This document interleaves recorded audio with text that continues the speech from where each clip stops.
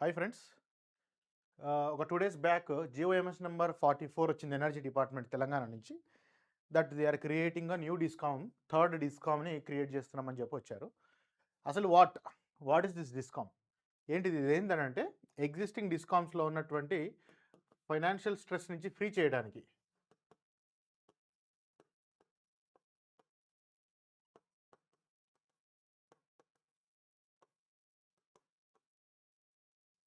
So, financial stress of existing discoms A hindrance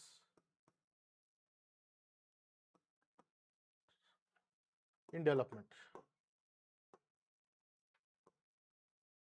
so, మన చేతికి ఏదైనా ఫింగర్‌కి జబ్బు చేసిందంటే ఏం చేయాలి?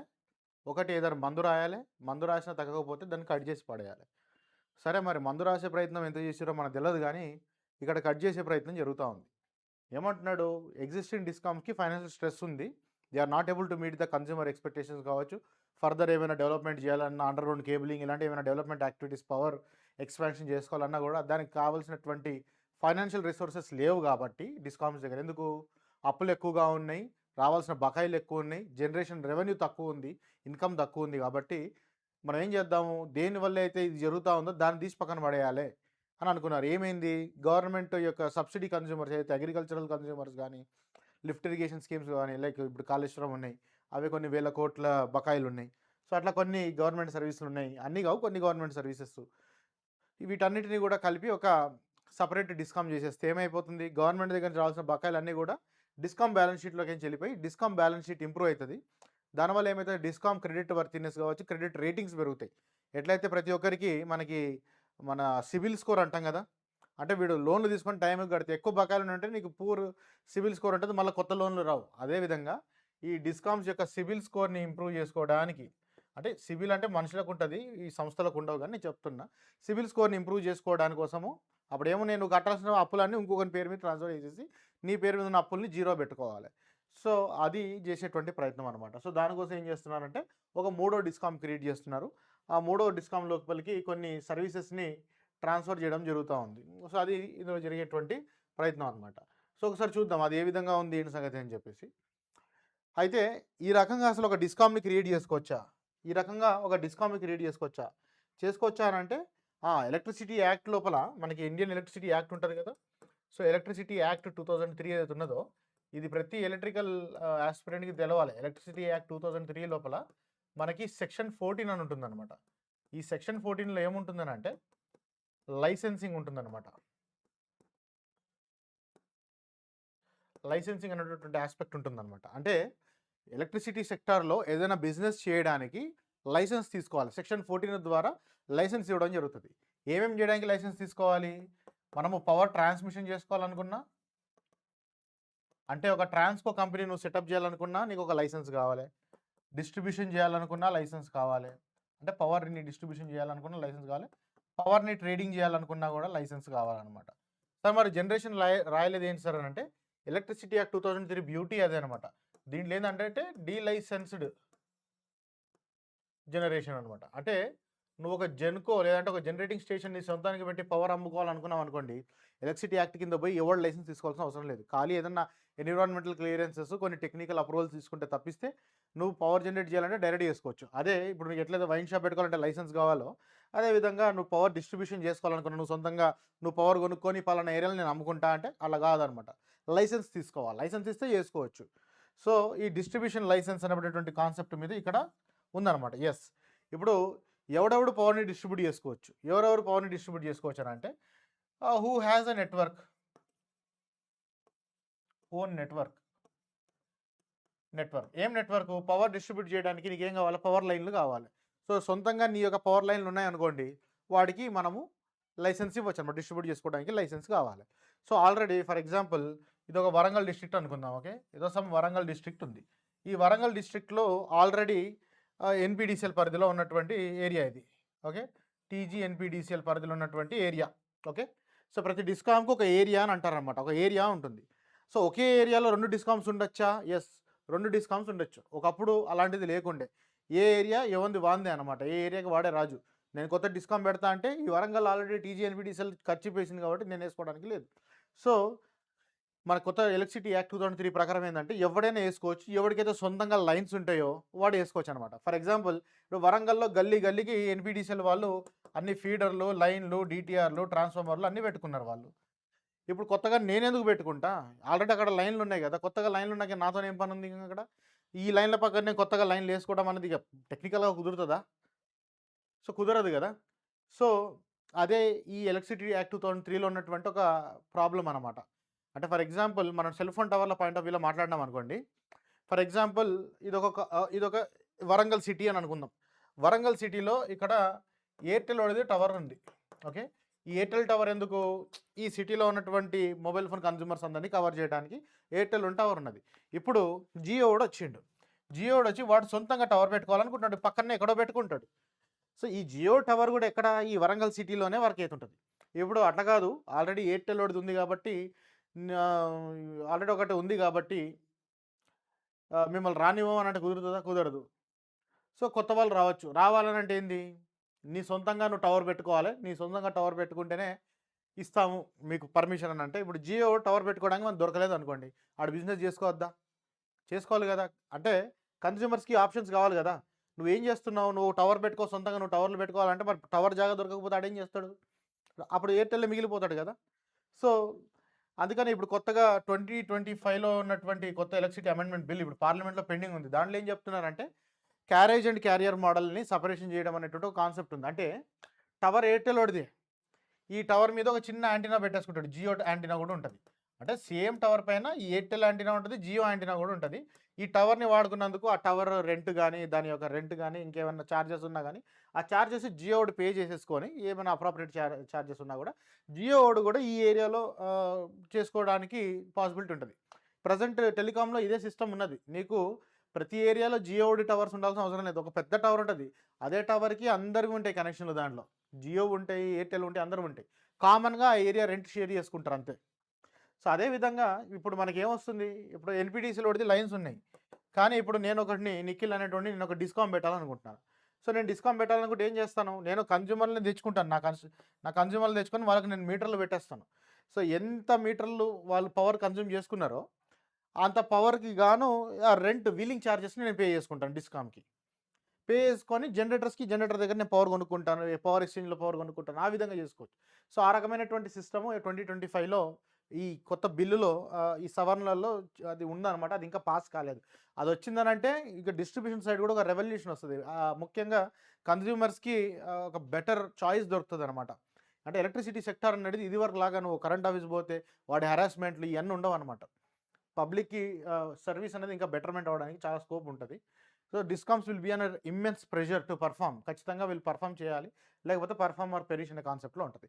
So, who has its own network వాడికి డిస్ట్రిబ్యూషన్ లైసెన్స్ ఇవ్వచ్చు అని అంటున్నాం. సరే.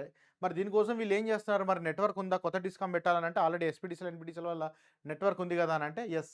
వాళ్ళ నెట్వర్క్‌లో నుంచి కొంత పార్ట్‌ని వీళ్ళకి రాసిచ్చేస్తున్నారు. ఏం చేస్తున్నారు? ఫర్ ఎగ్జాంపుల్ డీటీఆర్స్ ఉంటాయి. Distribution transformers. ఈ డీటీఆర్ తర్వాత ఎల్టీ లైన్స్ వస్తాయి. సో, ఈ డీటీఆర్, ఎల్టీ లైన్స్‌ని ఈ కొత్త డిస్కామ్‌కి రాసిచ్చేస్తున్నారు. ఫర్ ఎగ్జాంపుల్ అగ్రికల్చర్ డీటీఆర్ ఉందనుకోండి. ఆ అగ్రికల్చర్ డీటీఆర్ ఉంటది. అగ్రికల్చర్ డీటీఆర్ తర్వాత ఎల్టీ లైను. సో, ఇదంతా గూడా ఈ కొత్త డిస్కామ్‌కి రాసిచ్చేస్తున్నారు. సో, టెక్నికల్ రిక్వైర్మెంట్ ప్రకారము వీళ్ళకి ఓన్ నెట్వర్క్ గూడా ఉన్నది. సొంతంగా వైర్‌లున్నాయి, ట్రాన్స్‌ఫార్మర్‌లున్నాయి. సో, వీళ్ళు పెట్టుకోవచ్చు. సో, జస్ట్ ఏం లేదు తిమ్మిని బమ్మిని చేయడం అన్నట్టుగా ఇదంతా పేపర్ మీద గోల్‌మాల్ అన్నట్టు. సో, అదే విధంగా దీన్ని చేసేసుకొని టెక్నికల్ రిక్వైర్మెంట్స్ అన్నిటిని మీట్ చేస్తూ ఈ కొత్త డిస్కామ్‌ని వాళ్ళు ఎస్టాబ్లిష్ జేయడానికి పర్మిషన్ వాళ్ళకి క్రియేట్ చేసుకోవడం ఉన్నది. సో, దీంట్లో ఏముంటది వీళ్ళ కొత్త డిస్కామ్ యొక్క ఆహ్, రెస్పాన్సిబిలిటీస్ ఏ విధంగా ఉంటది? ఫస్ట్ వీళ్ళ పరిధి ఏంటిది? ఎస్పీడీసీఎల్ అంటేనేమో సౌత్, ఎన్‌పీటీసీఎల్ అంటే నార్త్ అంటే ఫిక్స్‌డ్ కొన్ని డిస్ట్రిక్ట్స్ ఉన్నాయి. మరి కొత్త డిస్కామ్ యొక్క పరిధి అనేది టోటల్ స్టేట్ అనమాట. Entire state. అండ్ మెయిన్‌గా ఇది చూసేటువంటిది విద్యార్థులు ఈ పవర్ సెక్టార్‌లో ఉద్యోగాల కోసము యాస్పిరెంట్‌గా ప్రిపేర్ అవుతున్నటువంటి వాళ్ళే ఎక్కువగా నా వీడియో చూస్తారు కాబట్టి ఫస్ట్ ఆ యాస్పెక్ట్‌ని మనం క్లారిఫై చేసేద్దాం. సో, ఆ యాస్పెక్ట్‌ని క్లారిఫై చేసుకోవాలంటే ఇగో హ్యూమన్ రిసోర్సెస్. సో, దీంట్లో ఏం చెప్పారు? హ్యూమన్ రిసోర్సెస్ క్లియర్‌గా మెన్షన్ చేయడం జరిగింది. ఈ కొత్త డిస్కామ్, థర్డ్ డిస్కామ్ ఆపరేట్ చేయడానికి కావాల్సినటువంటి మ్యాన్ పవర్‌ని ఎగ్జిస్టింగ్ కంపెనీస్ అయినటువంటి discoms, NPDCL, SPDCL, Genco, Transco వీటిల్లో నుంచి ట్రాన్స్‌ఫర్ చేసేసుకుంటాము. డెప్యుటేషన్ కాదు, టెంపరరీ కాదు, పర్మనెంట్‌గా వీళ్ళని షిఫ్ట్ చేసేస్తారనమాట. అంటే ఇప్పటికి దీనిలో రిక్రూట్‌మెంట్ అనే ప్రపోజల్ లేదు. మరి రిక్రూట్‌మెంట్ రాదా సార్ అంటే యాజ్ ఆఫ్ నౌ అయితే రిక్రూట్మెంట్ రావడానికి స్కోప్ లేదు దీంట్లో. సో ఎన్ని పోస్టులు, ఏమేమి రకాల పోస్టులు అని అంటే దీనికి కూడా ఒక board of directors, CMD. Company అంటే ఒక బోర్డ్ ఆఫ్ డైరెక్టర్స్, దానికి ఒక చైర్మన్ ఉంటాడు.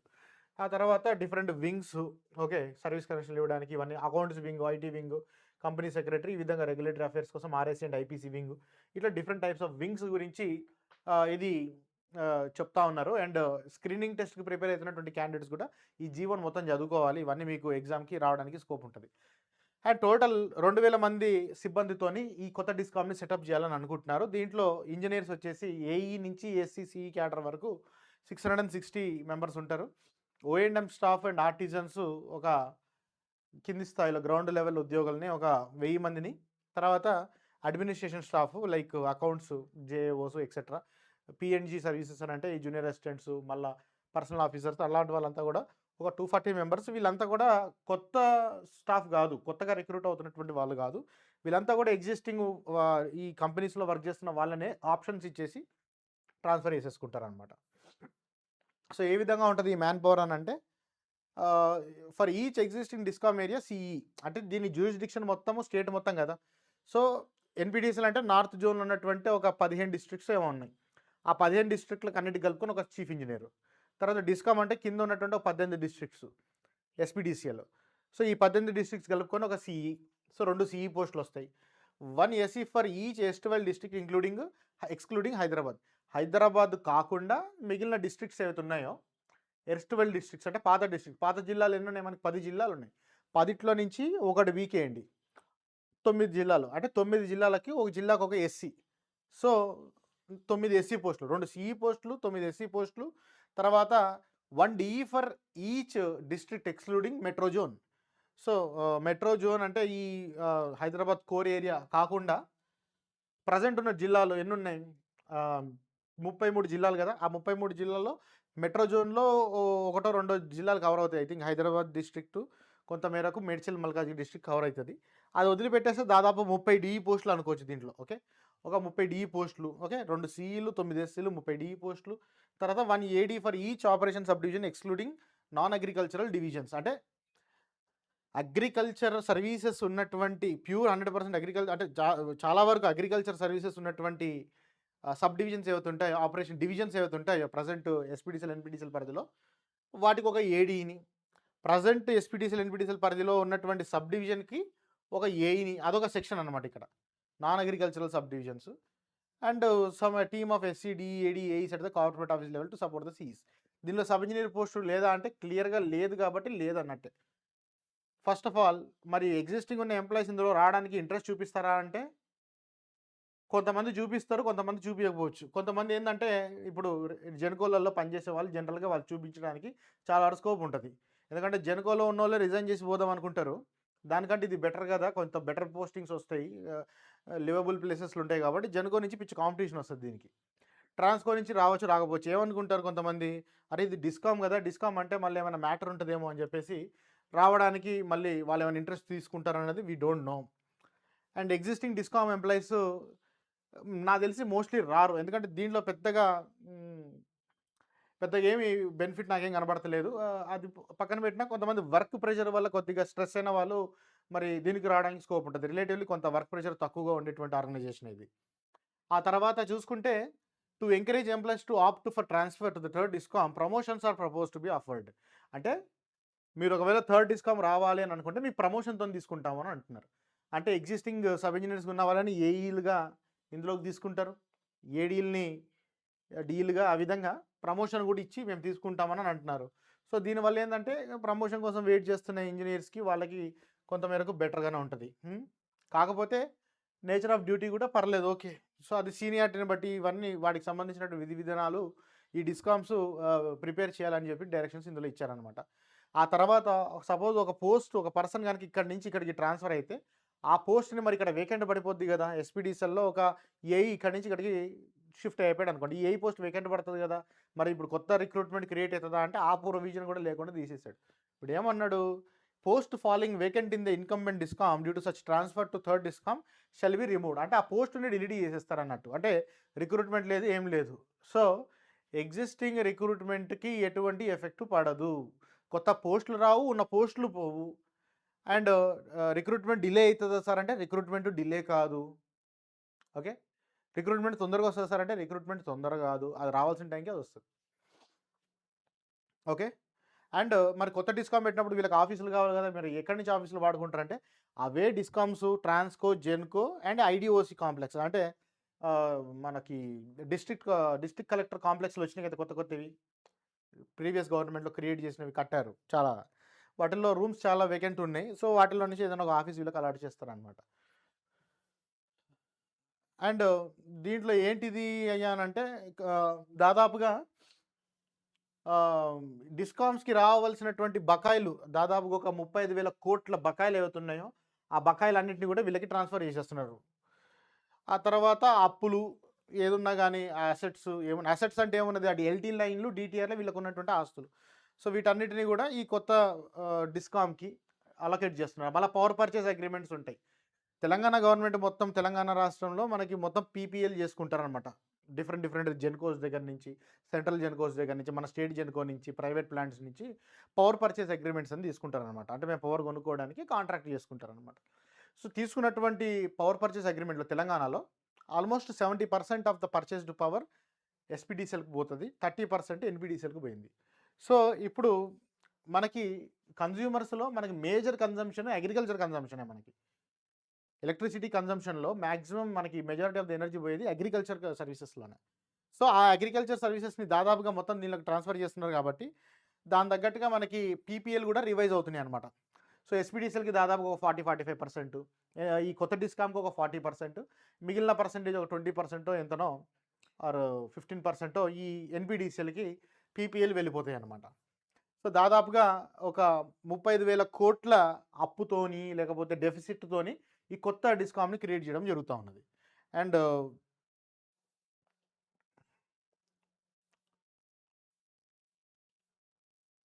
దీంట్లో ఇంకొక ఇంపార్టెంట్ థింగ్ ఏంటిదనంటే, ఏవైతే అగ్రికల్చరల్ డీటీఆర్స్‌ని అండ్ దాని తర్వాత వచ్చేటువంటి లైన్స్‌ని కొత్త డిస్కామ్‌కి ట్రాన్స్‌ఫర్ చేస్తామన్నాం గదా! అది ఏంటంటే, ఇప్పుడున్న డిస్కామ్స్ వీటికి మీటర్లు పెట్టి ట్రాన్స్‌ఫర్ చేయాలి. సో, ప్రతి అగ్రికల్చరల్ డీటీఆర్‌కి స్మార్ట్ మీటర్లు పెట్టాలి. మెయిన్‌గా అది గూడా. ఎందుకనంటే, మామూలుగా అయితే ఏఈ లెవెల్‌లో పోయి రీడింగ్‌లు తీసుకోవాల్సి ఉంటది. ఇది అయ్యే పని కాదు. ఓకే. కొన్ని వేల డీటీఆర్‌లున్నాయి. అవి చేయడం కాదు హ్యూమన్‌లీ ఇంపాసిబుల్. కాబట్టి ఒక స్మార్ట్ మీటరింగ్ సిస్టమ్‌ని చేయడం జరుగుతా ఉంది. ఒక డీటీఆర్‌కి దాదాపుగా 25,000 ఖర్చొస్తదనేటువంటిది ఎస్టిమేట్ అనమాట. సో, అవన్నీ పెట్టేసి వీటిని ట్రాన్స్‌ఫర్ చేస్తారు ఈ కొత్త డిస్కామ్‌కి. సో, ఇంకా దీంట్లో ఉన్నటువంటి ఇంపార్టెంట్ హైలైట్స్ చూద్దాం. ఆల్రెడీ చెప్పాను పవర్ పర్చేజ్‌ని కూడా ఏ రేషియోలో షేర్ చేసేస్తారని చెప్పడం జరిగింది. అండ్ వీళ్ళేం చేస్తారనంటే, అదే ఇప్పుడు ఏవైతే ఇప్పుడు అగ్రికల్చర్ సర్వీసెస్ ఇవన్నీ అన్నా కదా! వీటికి ఆ డీటీఆర్ మెయింటెనెన్స్ అవన్నీ చూసుకుంటారనమాట. సపోజ్ ఏదైనా 11 కేవీ సైడు 33 కేవీ సైడ్ ఏదైనా ఫాల్ట్ వచ్చినా కూడా డిస్కామే మళ్ళా వర్క్ చేయాలి. అంటే still 11 KV is under the డిస్కామే.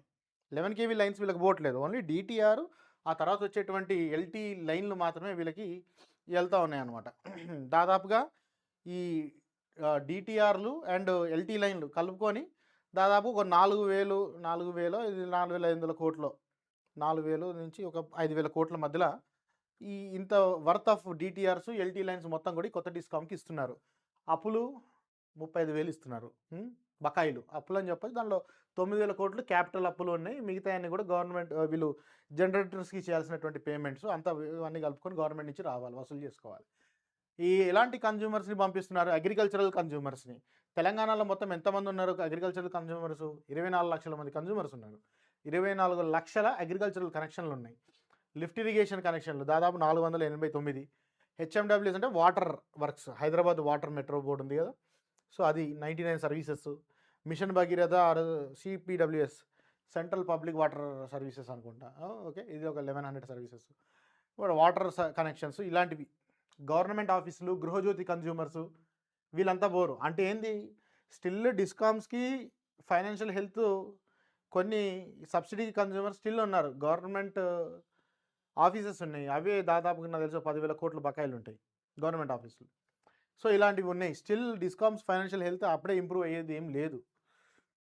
హ్మ్. సో, అది. ఒక సింపుల్గా చెప్పాలంటే this is what the entire discom is all about. అయితే మరి ఇది మంచిదేనా సార్, చెడ్డదేనా, మరి దీనివల్ల ఉన్న లాభ నష్టాలు ఏమున్నాయి అనేది ఒకసారి చూద్దాం. Okay, what are the pros and cons? So మామూలుగా రిక్రూట్మెంట్ ఇన్ఫర్మేషన్ చూసే వాళ్ళైతే ఇక you can leave the video, but just analysis చేద్దాం పాలసీ పర్స్పెక్టివ్లో. ఫ్యూచర్ పవర్ సెక్టర్ ఆస్పిరెంట్స్ కాబట్టి మీరు ఎప్పుడు గ్రౌండ్లోనే పనిచేస్తారని కాదు, మీరు కార్పొరేట్ ఆఫీస్ లెవెల్లో కూడా పోస్టింగ్ వచ్చి మళ్ళీ మీరు పాలసీ లెవెల్లో కూడా వర్క్ చేసేటువంటి అంశం ఉంటుంది కాబట్టి అప్పుడు కూడా ఇలాంటి నాలెడ్జ్ మీకు పనికి వస్తుంది. రైట్. సో ఇప్పుడు ఈ కొత్త డిస్కామ్ పెట్టడం వల్ల అడ్వాంటేజ్ ఏంటిది, ప్రోస్ ఏంటి, కాన్స్ ఏంటి? ఫస్ట్ అడ్వాంటేజ్ ఏంటంటే, ఫస్ట్ డిస్కామ్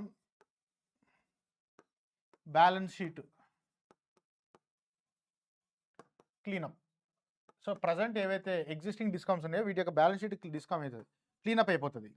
తర్వాత ఫండ్ ఫ్లో వస్తుంది, fund flow into discoms,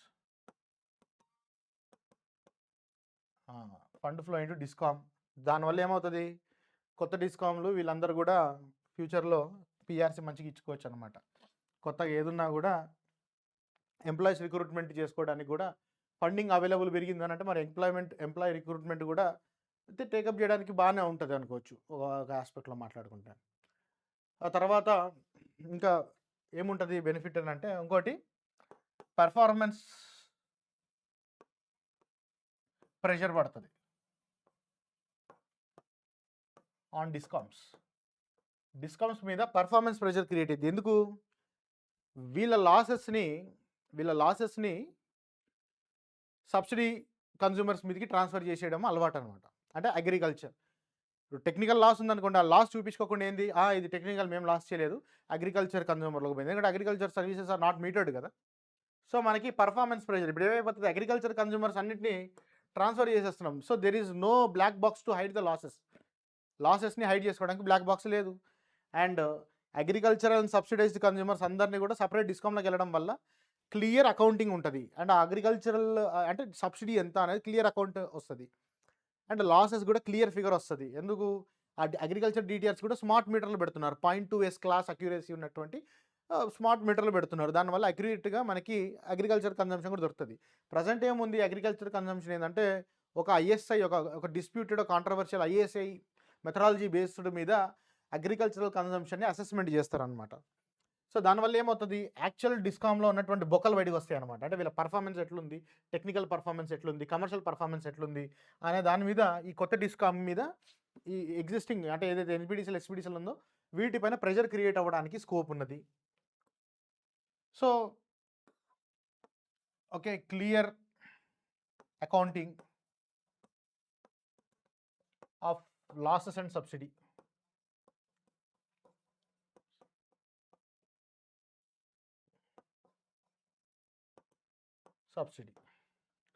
so ఇవి కొన్ని ప్రోస్గా చెప్పుకోవచ్చు.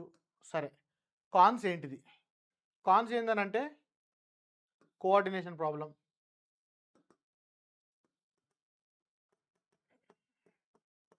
కోఆర్డినేషన్ ఇష్యూ వస్తుంది. ఎందుకు?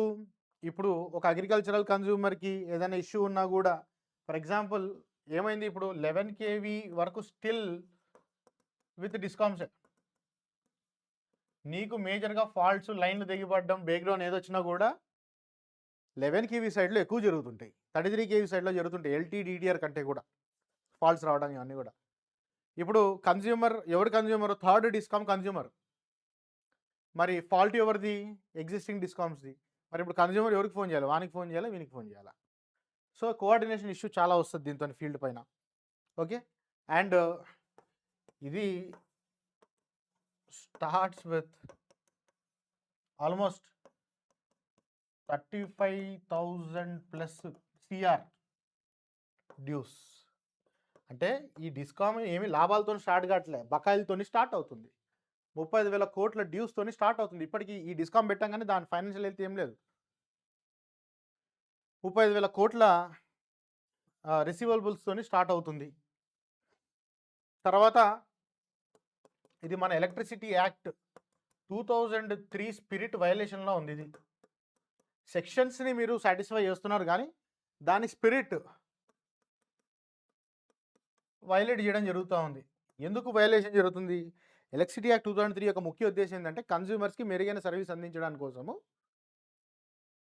మల్టిపుల్ లైసెన్సెస్ని ఒకే ఏరియాలో ఇవ్వడానికి గల కారణం ఏంటిదనంటే కాంపిటీషన్ పెంచడానికి. ఇక్కడ నువ్వు కాంపిటీషన్ ఏం లేదు, అంతే కదా.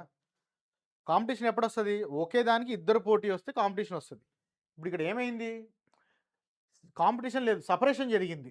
అంటే అగ్రికల్చరల్ కన్జ్యూమర్స్ నువ్వు తీసుకో, మిగిలిన కన్జ్యూమర్లను నేను తీసుకుంటా. సో కాంపిటీషన్ ఏడుంది? ఇటు కాంపిటీషన్ ఏం లేదు. ఇంకోటి, long run viability is in question, still in question. ఇది స్టిల్ ఇన్ క్వశ్చన్. ఇంకోటి, అన్నెసెసరీ ఎంప్లాయీ కాస్ట్స్ కూడా, ఒక ఆఫీస్ పెట్టడము, వాళ్ళకు సి క్యాడర్ పోస్టులు ఇవ్వడము, ఒక 2000 మంది మ్యాన్ పవరు, ఎక్సెట్రా ఎక్సెట్రా, ఇవన్నీ కూడా కొంత మేరకు మనకి అడిషనల్ కాస్ట్ పెడతాయి. ఎందుకంటే ఆల్రెడీ లాస్లో ఓపెన్ అవుతున్నటువంటి కంపెనీ ఇది. Long run viability in question. ఎందుకు long run viability in question? Only source of revenue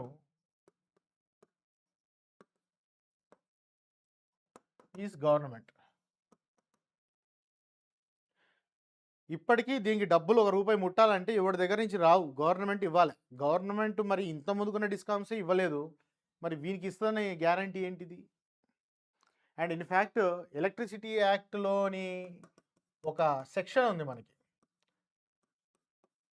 65. ఈ సెక్షన్ 65 ప్రకారము సబ్సిడీ పేమెంట్స్ ఏవైతే ఉంటాయో, ఒకవేళ గవర్నమెంట్ ఒక పలానా కన్జ్యూమర్కి సబ్సిడీ ఇవ్వాలనుకుంటే ఆ సబ్సిడీ తాలూకు పేమెంట్ని అడ్వాన్స్గా డిస్కామ్స్కి అరేంజ్ చేయాలి. చేస్తే అప్పుడు డిస్కామ్ కన్జ్యూమర్ దగ్గర డబ్బులు కలెక్ట్ చేయడు. కానీ మరి అడ్వాన్స్ వస్తున్నాయా? రావటం లేదు. మరి ఇప్పటికైనా కానీ ఈ ఎలక్ట్రిసిటీ యాక్ట్లోని 65 సెక్షన్ స్పిరిట్ని ఫాలో చేస్తూ గవర్నమెంట్ ఈ కొత్త డిస్కామ్ని కనుక ఆ పేమెంట్ని డిలే చేయకుండా మెయింటైన్ చేసుకుంటే కనుక ఓకే, దీనివల్ల వచ్చేటువంటి కొన్ని బెనిఫిట్స్ ఏవైతే మనం మాట్లాడుకున్నామో, existing discom balance sheet cleanup అవ్వడము, కొంతమేరకు ఫండ్ ఫ్లో రావడము, ఈ డిస్కామ్స్ యొక్క పర్ఫార్మెన్స్ ప్రెషర్ పెరగడము, అకౌంటింగ్ క్లియర్గా జరగడము, అండ్ 100% దీనివల్ల ఏమవుతుంది, మనకి సెంట్రల్ గవర్నమెంట్ పవర్ రిఫార్మ్స్ కొన్ని చెప్పిందనమాట. 100% ఏజిఎల్ డిటిఆర్ మీటరింగ్ అని అన్నది. సో ఆ టార్గెట్ని కూడా మనం మీట్ అవుతుంది దీంట్లో. అంటే దానివల్ల కొన్ని స్కీమ్స్ నుంచి మనకు రావాల్సిన ఫండింగ్ కూడా వస్తుంది అనమాట. సో ఇలాంటి కొన్ని బెనిఫిట్స్ జరుగుతాయి. కానీ ఈ బెనిఫిట్స్ అన్నీ షార్ట్ రన్ అనమాట, లాంగ్ రన్ కాదు. లాంగ్ రన్ ఎప్పుడు? గవర్నమెంట్ డబ్బులు ఇచ్చుకోగలిగితే టైంకి సబ్సిడీ డబ్బులు, ఇదేం ప్రాబ్లం లేదు. బట్ మరి డబ్బులు ఇచ్చేటోని అయితే మరి డిస్కామ్ పెట్టేది ఎందుకు? డిస్కామ్ పెట్టాల్సిన అవసరం లేదు. ఉన్న డిస్కామ్లోనే కొత్తగా రూల్స్ ఫ్రేమ్ చేయండి, స్ట్రిక్ట్గా ఎంప్లాయీస్ని నేర్పియండి, హెచ్ఆర్ ట్రైనింగ్ ఇవ్వండి, R&D చేయాలి డిపార్ట్మెంట్లో. చేస్తే ఉన్న డిపార్ట్మెంట్ని కూడా ఇంకా బెటర్గా యూజ్ చేసుకోవచ్చు. కొత్త డిస్కామ్ అని ఇట్లా పేపర్ ఇవన్నీ చేయాల్సిన అవసరం లేదు. Okay, so however this is what there. And ఇండియాలో ఇంతవరకు ఎవరు చేయలేదు ఇలాంటి ఒక ప్రయత్నము. తెలంగాణ గవర్నమెంట్ చేస్తుంది. Okay, we will wish all the best for this attempt.